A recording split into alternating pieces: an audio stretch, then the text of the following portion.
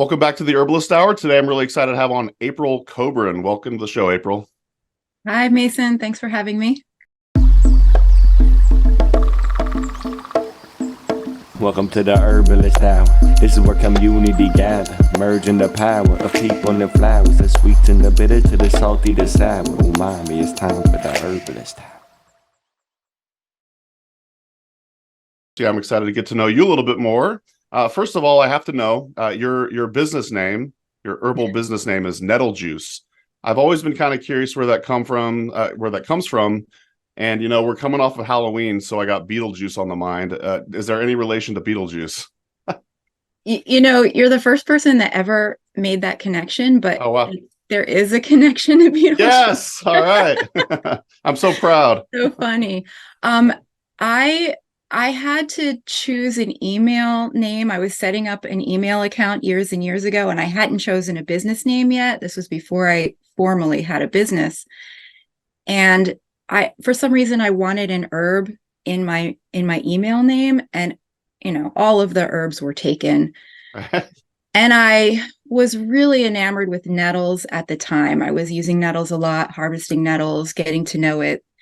And so I kept trying nettle this, nettle that. Nothing worked. And I love the movie Beetlejuice. I always had. And I just, for some reason, put in nettle juice for some reason, and it worked. And so that was my email for a while. And then when I went to start a business, people knew me as Nettle Juice from my email. So I just went ahead and used the name for my business too. But yeah, nobody ever made that connection before. Well, I have, we just watched the movie since it's Halloween and stuff, so it's kind of top of mind. But Yeah. are you still fond of nettle? Do you still use it quite regularly? Oh yeah. I mean, I don't use it for myself as much as I did back in the day, but I mean, I love it. Such a nutritious plant, so amazing. And I remember when I was first really getting into herbs and really getting to know the plants one at a time, there was a period of time when I just was drinking nettle infusion every day, all the time. This was back in my 20s, and I didn't have the best lifestyle. I was Sure.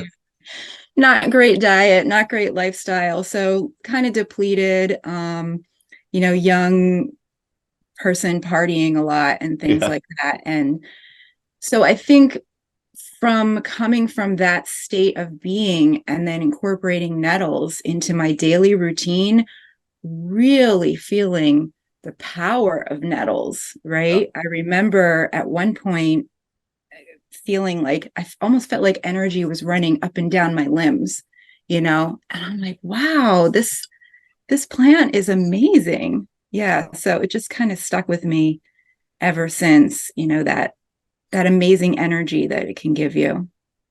Absolutely. And, I'm a huge fan of, say, oat straw infusion, very nourishing as well. And if I ever feel like I need like an infusion as a pick-me-up, I'll reach for the nettle infusion. That energy you were Yeah. saying, I totally feel that too. Did you ever experiment with the nettle root or the nettle seed at all?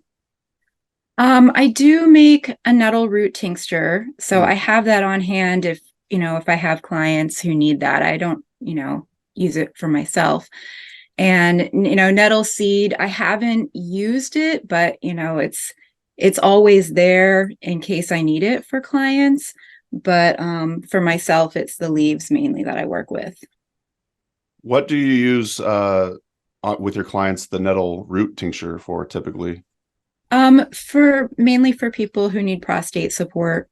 Gotcha. Yeah. I'll just let the listener know too. If you're ever looking for nettle seed, our presenting sponsor, Oshala Farm, is a great place to go. They have organically grown nettle seed. It's pretty much the only place I've ever really seen it. So I'll maybe leave a link to that in the podcast show notes. They are currently out of stock for what it's worth. But awesome. Well, why don't we get into a little bit of your origin story, April? How did you get into this whole herbalism thing? Um, yeah, always where to start with that. I did not grow up with any kind of experience with herbal medicine at all. Really no idea at all that plants could be used as medicine. I remember when I was a kid, I lived with my dad until I was 8, and then I lived with my mom after that. So I have two like separate childhood experiences. Sure. And none of my parents used herbs as medicine or had any background in that. But I was always drawn to the natural world and plants. I remember when I was living with my dad, when I was really young, we had the place where we were living. We had these big evergreen trees, like a row of them outside our apartment.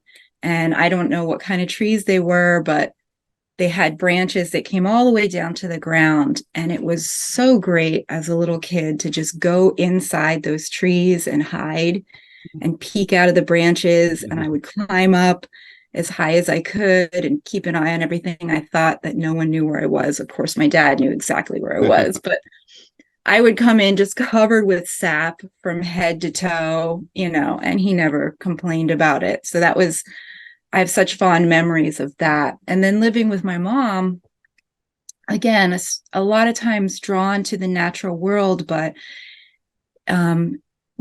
that was a different experience because like my mom had this very like rigid idea of plants. Like there were good plants and there were bad plants, right? And the good plants were like the roses she planted in her garden, and the bad plants were everything else. Weeds. And so weeds were bad plants. Yeah. And I remember, my parents spraying chemicals to get rid of the weeds, paving concrete everywhere that they didn't want weeds to grow. And so I had this dichotomy in my mind of plants, like there were good plants and bad plants, but yeah, I was still attracted to those plants. And one day coming home from school, I brought a bouquet of Queen Anne's lace home for my mom because I was like, oh wow, these flowers are so beautiful. I didn't know what they were. And my mom was just like, get those weeds out of my house. So it's hilarious. Like, what? Anyway, fast forward to me being in my 20s and living on my own. And I was so excited to have a garden. I was growing my own food. So here I am still attracted to plants and growing my own plants. Eventually, I got a job at a local food co-op because I was learning about nutrition. I was trying to get my diet straight. I was learning about whole foods and cooking good food, learning to cook because I never learned to cook growing up. So I was teaching myself to cook and wanted to work at this food co-op because I wanted a job that I was going to learn at. And so I got a job there. And after a couple years, I became the buyer of the herb and spice department at the co-op. And I started to realize that a lot of the things that I was stocking and people were coming in and paying money for were bad plants, right? So it's like dandelion and plantain and these things that we would call weeds and we would spray. And I thought, what's going on here? I thought these were the bad plants that people are buying them. So I started to read and, teach myself about the things in my department. And I kind of had my mind blown. I mean, it sounds stupid now because a lot of people grew up with the plants, a lot of herbalists grew up with the plants and they're, they have a grandmother or somebody that taught them. But it's like, I had no idea at all. And then just to start reading and realize that not only were these plants not bad, they were medicine. They could heal you. That just was like a huge epiphany for me.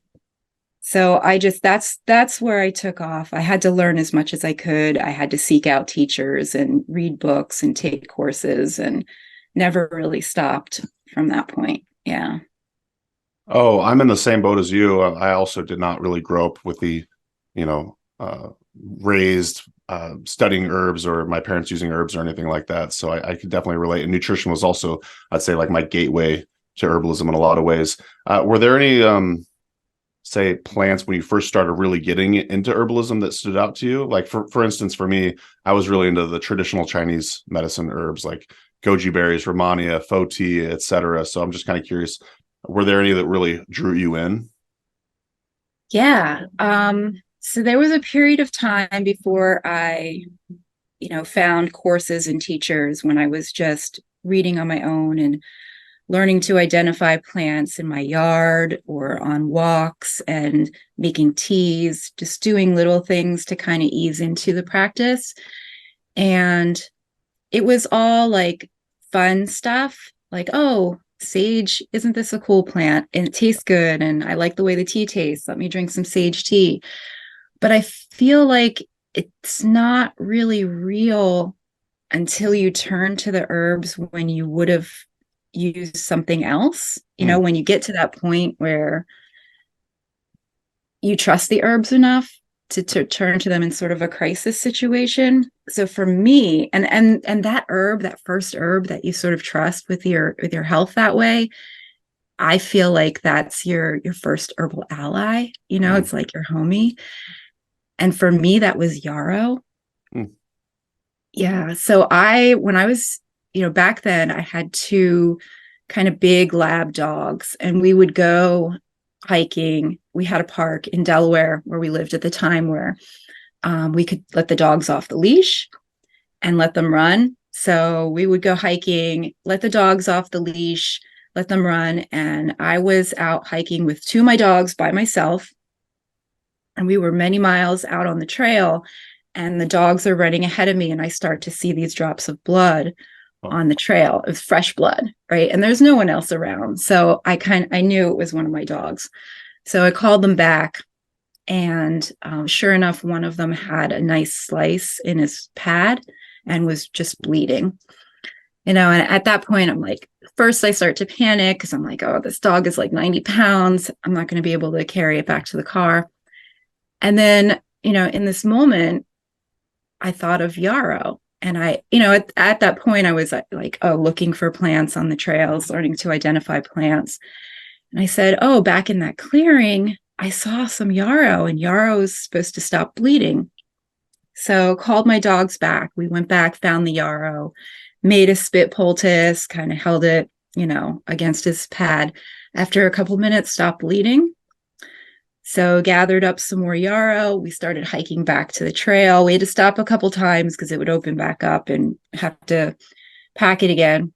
Wow. Got back to the car, did it again, drove home. At this point, it's like after hours. So, those after hour emergency vet bills are super high.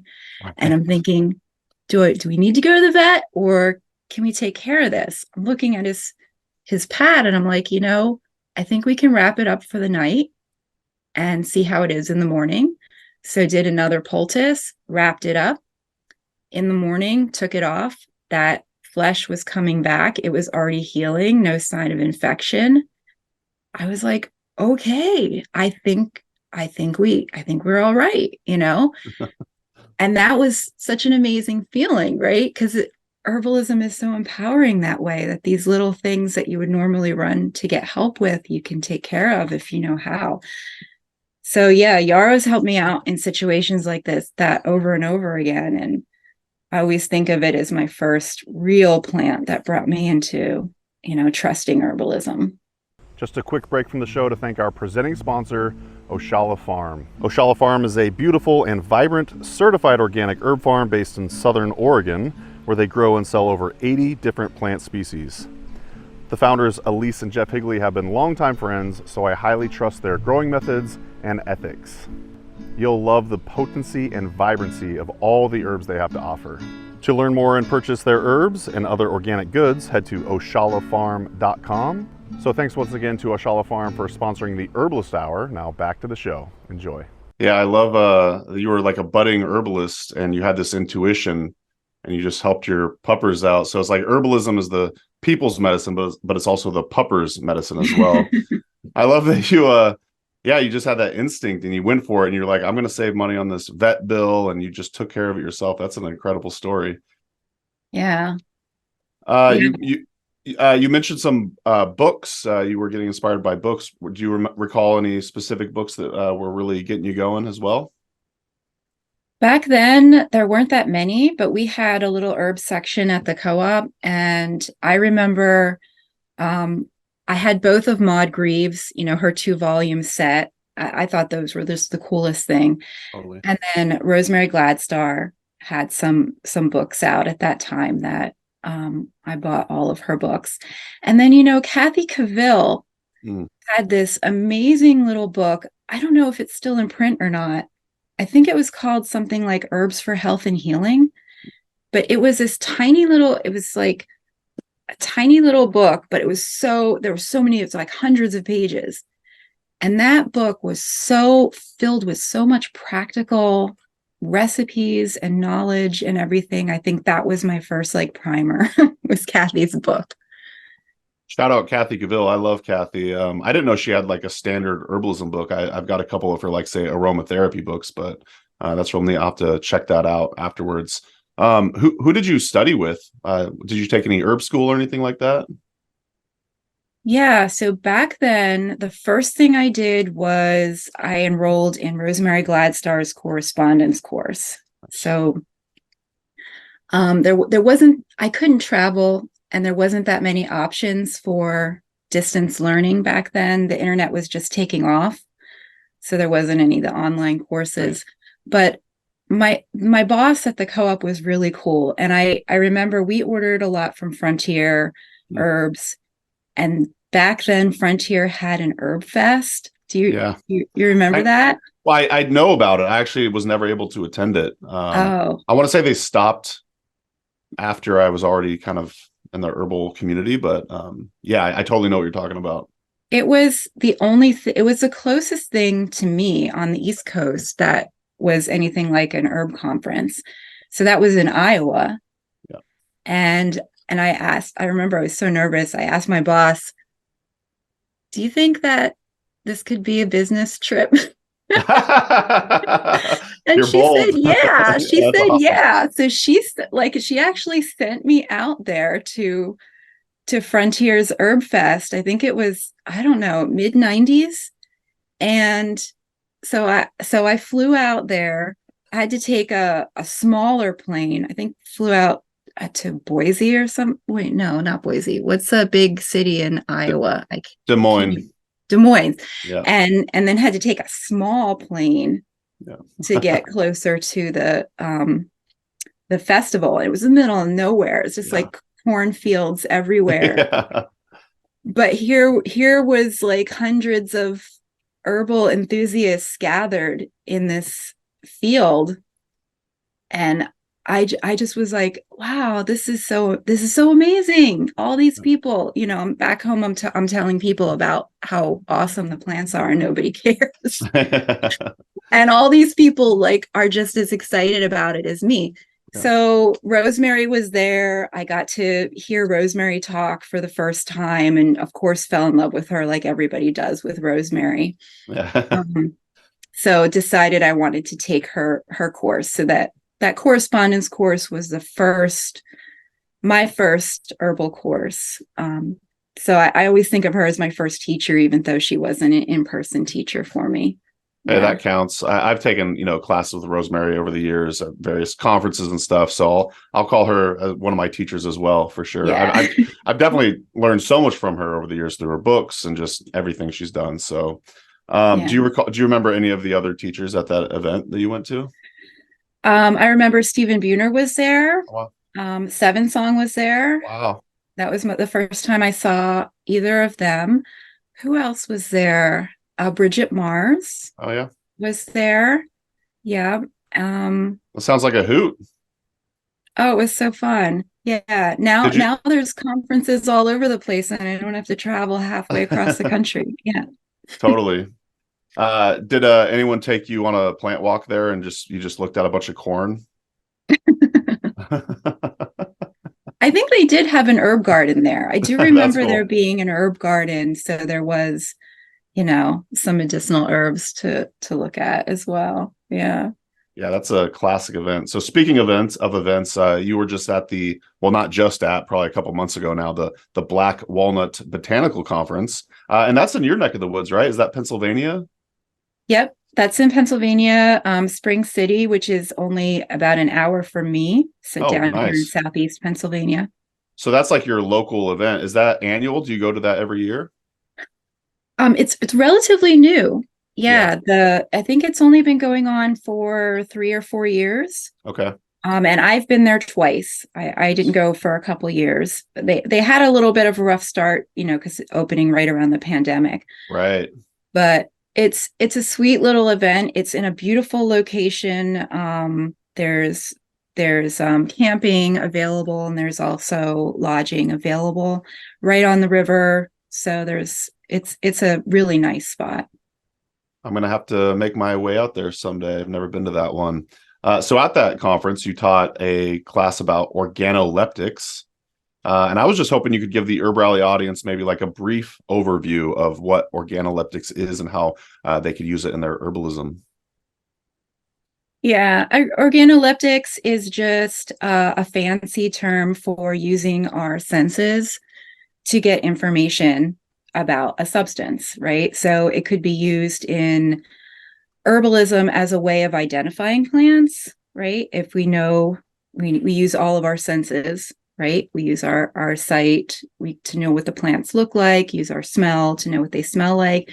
If we know it's safe to take a taste, we could know what it tastes like, know what it feels like.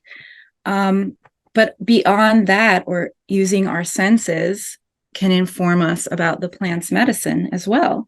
So in my classes, when I teach here in my garden, I like to have people use their senses to get to know the plants, because it's one thing to read about a plant in a book and learn everything that we can about it and then try to use the plant as medicine. But it's another thing to have an experiential, interaction with that plant. And it's like when we experience it physically with our senses, it's a knowledge on a whole different level, right? It's not just cerebral knowledge, it's physical, it's visceral knowledge. And then we know that plant so much more intimately. So we pass around tinctures, we pass around plants, teas, we taste them, we notice like, what does the mouth feel? What's going on in our mouth? Is this plant making our tissues dry out? Is it making our tissues, our mouth create a lot of moisture? Is it making us salivate? Does it have moisture from the plant that we're noticing? And then as we experience it in our bodies, what is our experience? Do we feel, a calming sensation? Do we feel enlivened? Do we feel like a difference of perception? What are we noticing in our bodies? So I really love that, getting people to experience the plants on that level and making the knowledge real for them. So I would imagine you're primarily using, say, taste, your eyeballs. Are there, say, other senses you're trying to tap into? Like, do you ever, say, if you're out in the field, try to use the sound of a plant or anything like that? I'm picturing like listening to the rattles of the seeds or something like that, when it's overly ripe or something like that. Or is it primarily just about, taste and smell and visual? Taste, smell, visual, and feel. How does the plant feel? Sometimes our visual experience of a plant can give us some information that might be misleading.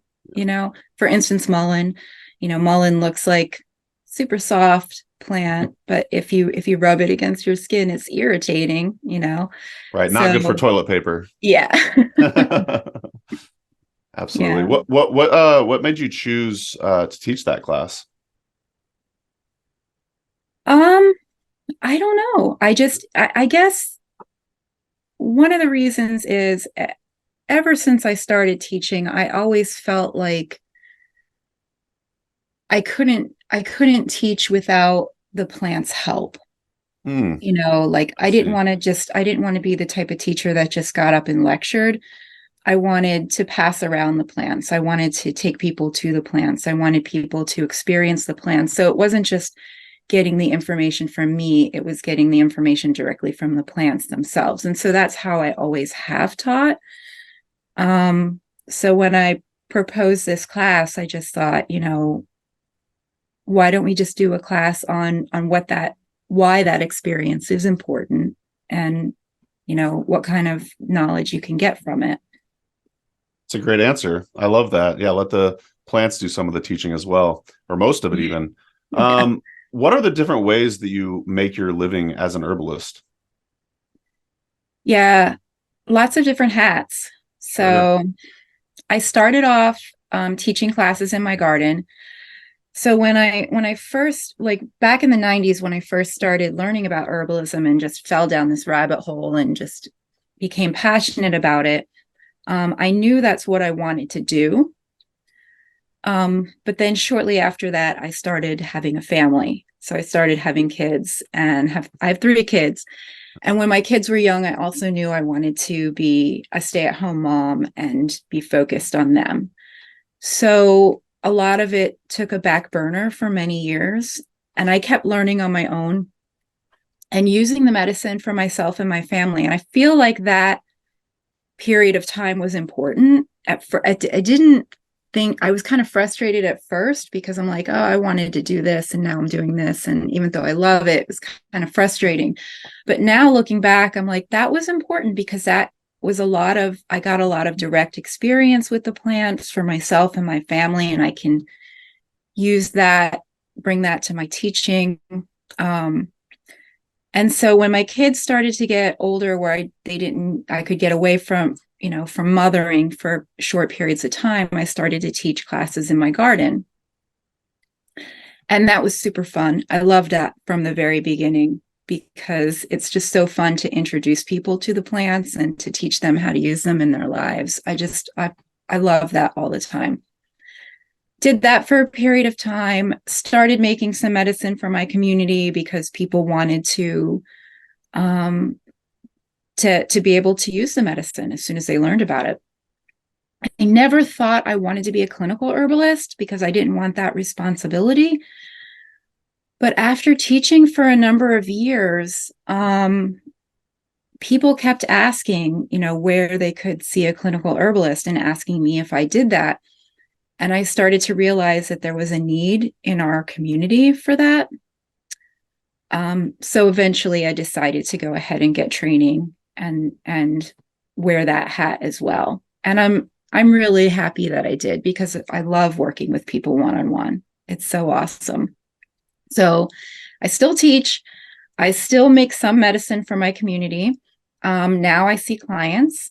And I also have a Patreon subscription. And I started that because I teach 2 9-month medicine making courses every year from March through November. One is a beginning and one is a more advanced class. And people often ask me after they take those classes, how can we keep learning with you? Do you have apprenticeships? Can we come make medicine? And I'm like, I have a family. I can't really have people, in my house all the time. Totally. So I started this as a way of like me sharing how I'm using the medicine in my own practice, what I'm gathering, what I'm making medicine with, sometimes just my thoughts on medicine making. So people can continue to have that inspiration even after they're done studying with me. I hope this isn't too personal of a question, but I'm just kind of curious. When you first started getting into herbalism, and you said you weren't necessarily seeking to become a clinical herbalist, was that because you were maybe intimidated by it, or you just genuinely didn't think of that as an option, and then you just kind of mustered up the strength to just go after it, and you're like, I actually do want to do this? Or what was that journey like to I suppose emotionally prepare yourself to becoming a clinical herbalist? Yeah, I think that I didn't want the responsibility of, it was kind of a little scary to Yeah. think of being, giving people advice and not wanting to do harm, right? But a Mm-hmm. lot of that comes from not having the proper training. Yeah. So, I knew that, I wasn't at a point where I was prepared to work clinically. And when I realized there was a need and it was something maybe that I did want to do, that's when I started seeking out, how to find the education and the training to actually be able to do it with confidence and know, the help I could offer people and what was, I had to refer out. to somebody else. Yeah. But yeah, it was a long journey. I bet. Yeah, just to give you a little bit about my background, I thought I was going to be a dietitian. And again, like nutrition led to herbalism. And then when I got into herbalism, for whatever reason, I was like, oh, I don't really want to be a clinical herbalist. But I thought, well, a dietitian in a lot of ways is also seeing clients, helping them out in that way. And yeah, I'm just kind of thinking for myself, I'm like, do I actually want to be a clinical herbalist someday? I'm not really feeling it right now, only because I'm trying to continue to build HerbRally and everything. But I could definitely see it potentially in my future. But yeah, just hearing your story made me think about that. But what was your journey to becoming a clinical herbalist like? Who did you study with, and how did you get that experience? Yeah. So like I said, I can't really travel. I can't really go to these amazing, programs where Sure. you can study with people in person. So I started looking around for distance learning options. Sure. And the first program I did was with Ashley Laiteki-Ellenboss, who I think you've had her on your Absolutely. She's program. awesome. Yeah. Yeah. So she was my first clinical teacher, Very cool. and she got me trained up to start seeing clients. I spent a year studying with her. Wow. She had a 2-year program, but she very kindly let me jump in the second year because I already had those foundations with other teachers. So she was great, and I learned so much from her. I started tentatively seeing clients after I graduated from her program, and then I felt like I wasn't quite ready. I felt like I needed to study a little bit more before I really jumped into a clinical practice. So that's when I signed up for Thomas Easley's Oh yeah. program, and because he had just launched his online program. So I was like, great, this is perfect. I can do this from home. So it took me several years actually to work through his program. It's pretty intense. And then, and then spending a year working, through his free clinic and doing case review with Thomas and the other students in the program was just such an amazing experience. So grateful for that. I learned so much. And coming out of that program, I felt like that, plus what I learned from Ashley, that I was finally ready to feel confident and open up a clinical practice. Yeah, those are fantastic mentors. And I love in-person school, but thank goodness for online school too, for those of us that want to study with a certain person, but we're not, going to completely uproot our lives or whatever, just to study with that person. So yeah, that's fantastic. Oh, and I got to mention Mel Casting. Oh yeah, Mel. Everybody talks about Thomas, but Mel's part of that team too, and she teaches about working with clients and what's important, and learned so much from Mel too. Yeah. Shout out Mel. I actually know Mel from Oregon. I don't know if you knew that, but she used to be work for the Columbine School of Botanical Studies, which is where I actually went. So lots of connections there. And now she lives in St. Louis, which is another Midwest connection, along with Ashley, who's in Minnesota. So lots of herbalists here in the Midwest. I'm loving it out here. So right on. Well, do you have any advice for someone who's thinking like, I want to become a clinical herbalist, but maybe are hesitating? Any advice for the budding or aspiring clinical herbalist? Well,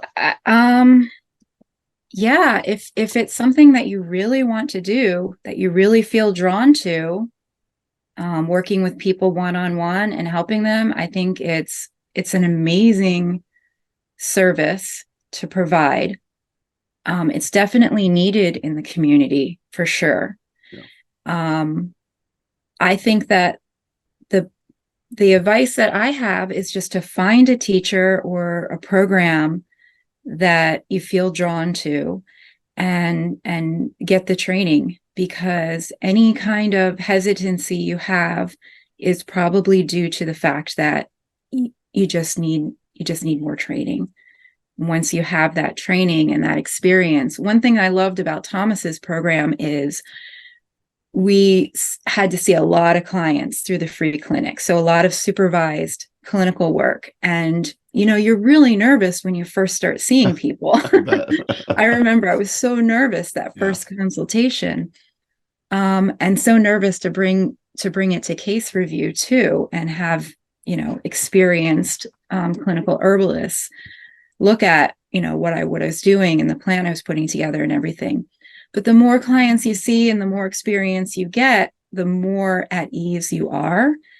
And eventually it just starts to feel natural. So that training is probably the most important thing. It's a great answer. So I'm curious, when you're having these, when you're seeing clients, I suspect that's on Zoom, right? Yeah. So, and you're saying, someone is monitoring you while you're doing it. Is one of your teachers on the call with you while you're seeing the client? Oh, okay. No. I was gonna say that'd make it a whole lot more intimidating. No, I don't know how they do it for in person, and I know that they have like a winter. They're doing a winter in person clinic intensive this year, which is probably going to be so awesome for people who go do that. So, in person they might be right there with you, but for us, when I should say that even in the distance learning program, Thomas and Mel usually have people come for weekends. So in person, my group didn't do that because the pandemic hit the year that we were doing clinics. So everything was on Zoom that year. So my experience might be different than other people's experience, but what they had us do was we had to record our sessions with clients with their permission. Right. Because it was through the free clinic and it was part of our training. And then, they could review it that way. And also we had to bring our cases to case review as well. It's a neat setup. Awesome. Well, why don't we talk a little bit about some of the plants?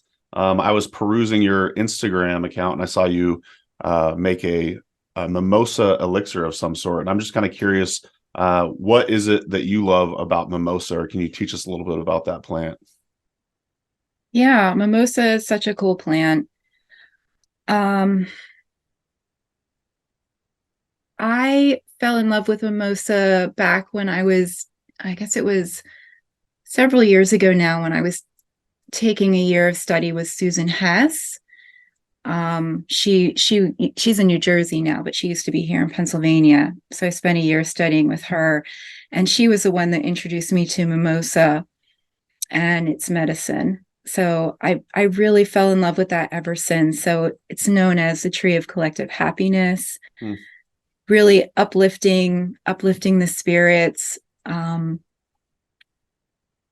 unnerving that is grounding, depending on what part of the plant you use, right? Because the inner bark can be used and the flowers can be used, and the bark I think is more grounding, the flowers more uplifting. So some people use them separately, some people combine them together in medicine. I like to make an elixir with both of them together, but it's nice to have them separate in case you need more of that grounding energy or more of that uplifting energy.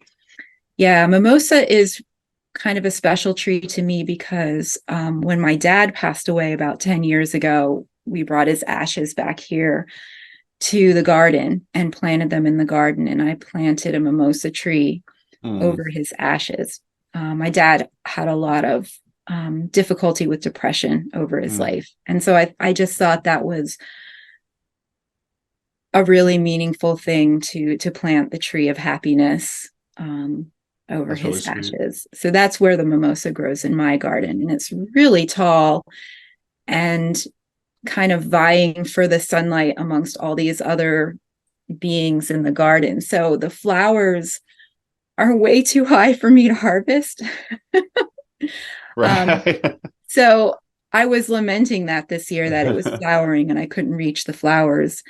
And then a storm came by and knocked a bunch of branches down. So I went out and harvested flowers. That's probably the post you saw. Yeah. That's very sweet. I love that. Yeah, it's in the pea family, the Fabaceae, if I recall correctly. Yeah. I can't really tell from the flowers, but the fruits you sure can. And yeah, Yeah. those are pretty quick growing trees too, aren't they? You're saying it's already towering over your yard. Yeah. They're considered weed trees, right? Yeah, People don't like them because they're messy and they grow really fast. And probably fix the nitrogen in the soil. Um, yeah, I didn't know that you could use the inner bark. That's really neat to hear about that. When you're making the elixirs, are you combining the two together? I like to combine together. I know that Thomas teaches sometimes it's best to use the bark if somebody needs more grounding and that they don't need that uplifting energy so much. I know you also have to be careful with mimosa for people who have bipolar Oh, disorder. So counts me there out. is, yeah. So that's something that's good to know. You don't want to accidentally push people into a manic phase. But but other than that, it's a really, really safe plant, really gentle and just beautiful medicine. Hmm. I'll notice when I take, like, say, a couple drops of blue vervain, I notice the effects. And I know everyone's constitution is different. Is mimosa one of those herbs that when you take, you actually feel the like the uplifting nature of it, or are you just kind of presuming it's working on you? If that makes I can sense. feel it. Yeah, I can feel it. I mean, I think with everybody, there's some plants that we feel the effects of more than others. Yeah, Um, I don't feel mimosa like in the moment as much as as some other nervine plants. totally. Um, and I know with blue vervain, there's blue vervain people that feel the effects of blue vervain, and there's some people that are like, it's not Yeah, doing anything for me. Yeah, yeah. so I do feel it with mimosa, but not so much as like with lemon balm for me. Lemon balm is like that's something I feel. Yeah. See, I totally do feel lemon balm, and I feel linden too quite a bit. Mm. Oh man, when I have a linden infusion, that just instantly makes me feel so Oh, uplifted. I yay. love it. Yeah. Why don't we talk about Solomon seal? I want to say you harvested that somewhere down on your Instagram feed. I don't know how recently that was. Was that a recent harvest or? Yeah, I had to harvest it recently Yeah. for some medicine because I ran out of infused oil. So What I do you went. use that for? I use it for the infused oil. I make a salve with that I call it joints and sinews salve. It's just a salve I've been making for a few years now. That's Solomon seal, St. John's wort, and ginger. Oh, It used to have turmeric in there too, but people complained that it stained their socks and bed sheets and stuff, so I took right. it out. So you replace the ginger with the turmeric or a turmeric I think I beneficial? had the ginger in there too. Yeah, Gotcha. yeah. Okay. So, Uh, but I I've seen people combine it with comfrey root too. Is Do you do that or? I haven't done that, but I Yeah. think that would be a nice combination for a salve. Yeah. Yeah, I'm nursing a meniscus tear, and I don't know if that's too much to handle for, like, say, a comfrey or a Solomon seal infused oil or anything like that. But Mm. in the meantime, I'm just doing lots of different exercises to strengthen the knee. But I'm just looking for maybe a Hail Mary. Can Solomon seal help me at all? I don't have any direct experience using Yeah, Solomon seal for a meniscus tear, yeah. but I've seen it do amazing things with joints and connective tissue. Wow. Yeah. So, like when I first started learning about Solomon seal, it was through the writings of people like Matthew Wood and Jim McDonald. I think we all learned about Solomon seal from them. And I started working with it. I had Solomon seal growing in my garden and I for years and didn't know it was medicinal. It was one of those plants that was like, hey, I've been here all the time, right under your nose. So I could start working with it right away as Yeah. soon as I was learning about it. And I remember back then, my husband did something to his wrist. He didn't remember injuring his wrist, but it just swelled up for some reason, and it hurt. And Yeah. we didn't know what was wrong with it. He went and got x-rays and all kinds of tests. They couldn't find anything wrong with it. There was no like fracture. There was nothing, structurally. Didn't know what was wrong with it. My go-to at that point was St. John's wort. So I was putting St. John's wort oil on it. Wasn't really doing anything. Remembered the Solomon seal. I went and harvested some fresh Solomon seal rhizomes, mashed them up, and did a poultice on his wrist. Wow. And within a couple of days, and this has been like weeks at this point, within a couple of days, swelling went down, pain went away, wrist was fine. I still have no idea what he did to his wrist, but Solomon seal fixed it, right? So that was like a very dramatic introduction to Solomon seal medicine for me. Yeah. Are you still surprised when herbs work like that? Oh yeah. That's an awesome story. Maybe it was maybe the plants. I'm curious, like if no one knows why his wrist started swelling up, like maybe it was the plants like trying to show you that these things can work. I love that. That's so neat. Trial by fire. Yeah. Exactly. So I saw you're a beekeeper now. I'm just kind of curious how that's going. Oh, I love bees. I think they're amazing. It's one thing that it was on my bucket list for over a decade. Yeah. It's like someday I'm going to have bees.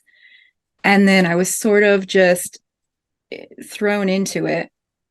Last year, a friend of mine needed a place to put their hive and asked if they could put it here on our property.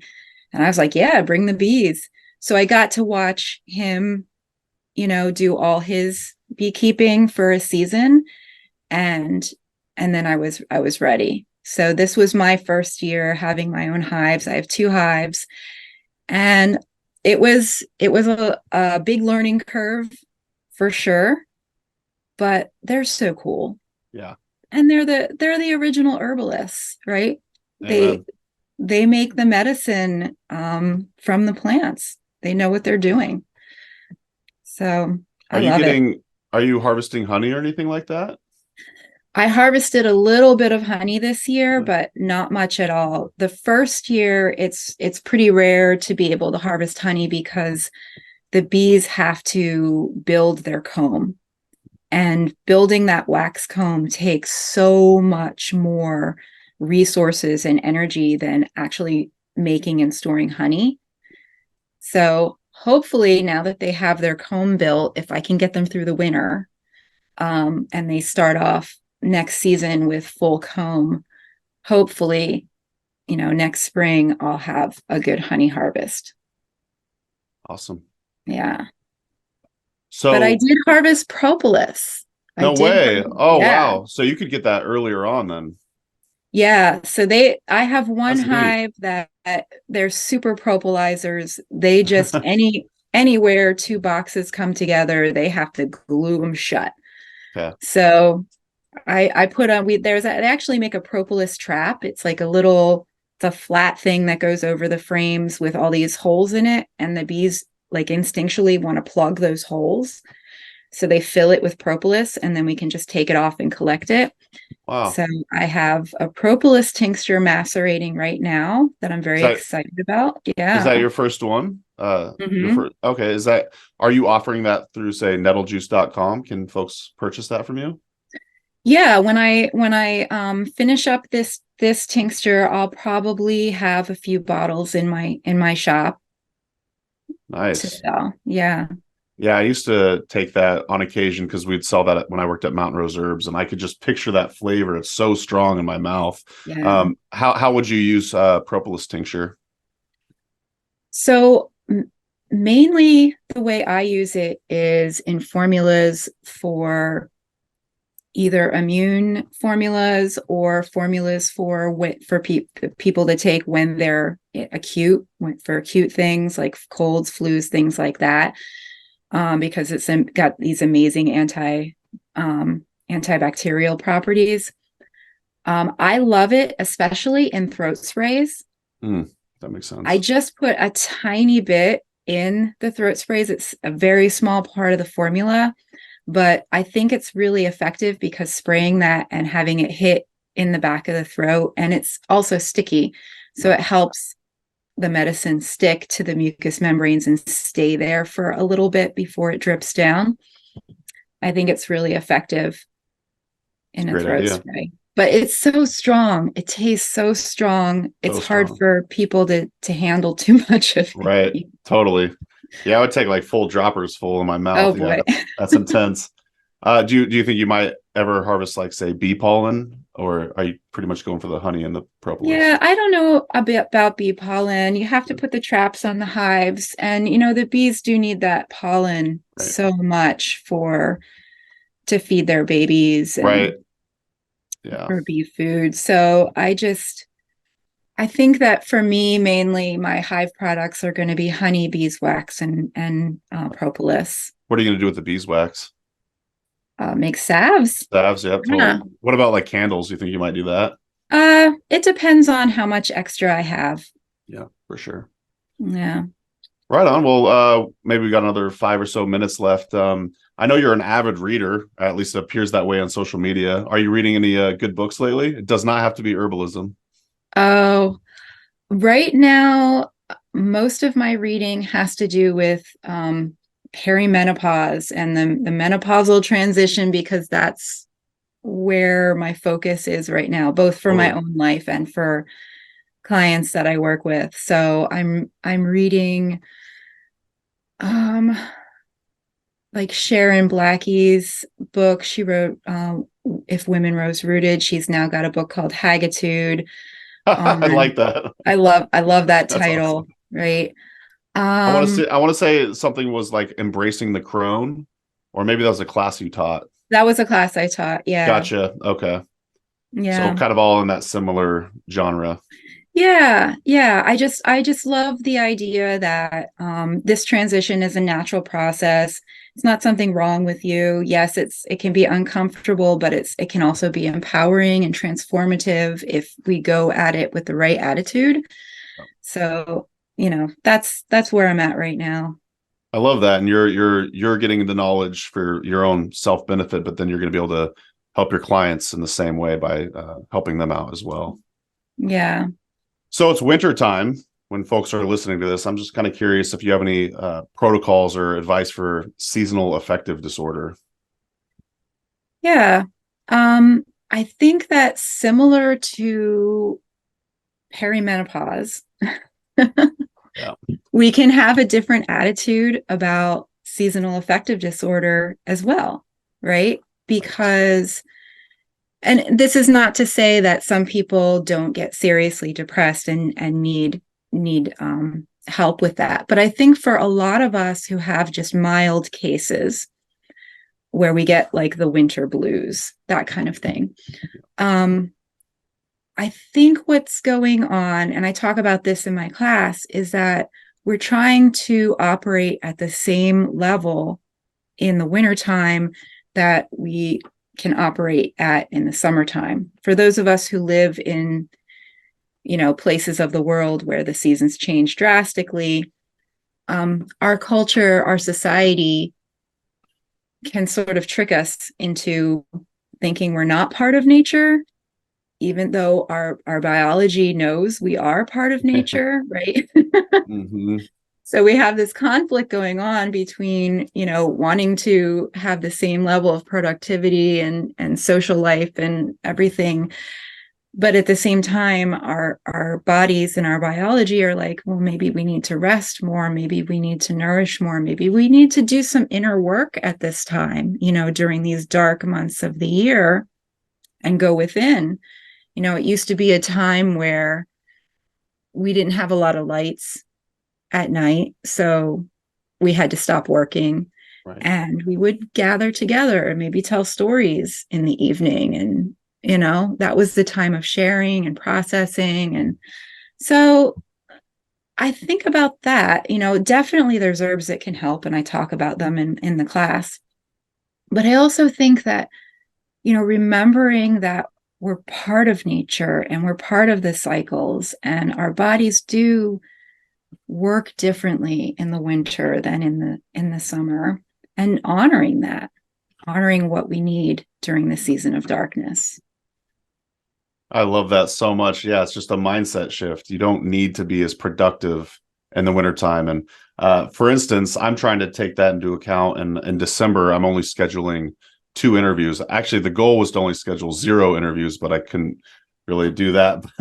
I don't know how you do so many interviews. I love watching your interviews, but I can't keep up with them all because there's just so many. Chances are I will slow down. For now, it's a lot of fun for one. But yeah, I'm trying to just build up a library. So if folks are new to the show, they could just binge them and that kind of thing. But yeah, it is a lot of fun to do, but it is probably too many. 8 per week is a lot, but Wow. You'd be proud of me, April. In December, I'm only going to do 2 interviews because that's what Amanda and I are going to try to do. We're going to try to just chill a little bit more. You know what I mean? Still maintain some of the work, but That's awesome. Yeah, I love that advice. It's not about like what herb should I take for seasonal affective disorder. It's just maybe you should just rest a little bit. Mm-hmm. You know. So yeah, I love that so much. Well, why don't you tell us more about nettle juice and your Patreon and everything like that? Now's a good time to just tell folks how they could find out more about you and your work. Yeah, everything that you want to find. Oh, this is Callie. She's saying Oh, let's see, Callie. So Callie is a calico, isn't she? Callie is a calico. Yeah. Nice. We have a calico also. I love calicos. Oh, nice. Yeah. Yeah. Always had calicos. Yeah. Everything you can find, everything you want to find is available at nettlejuice.com. So my clinical practice is there. My Patreon is there. Links to my shop are there and information about my classes. So everything is there, as well as newsletter sign up as well. Yeah. Sign up for April's newsletter. How often do you come out with those? Usually a couple times a month. If I have something coming up, I might send it out more often just to let people know. But I try not to spam people all the time. I'm on your list. Yeah, I love your newsletters. So go sign up for April's newsletter. That's nettlejuice.com. Check out her Patreon as well.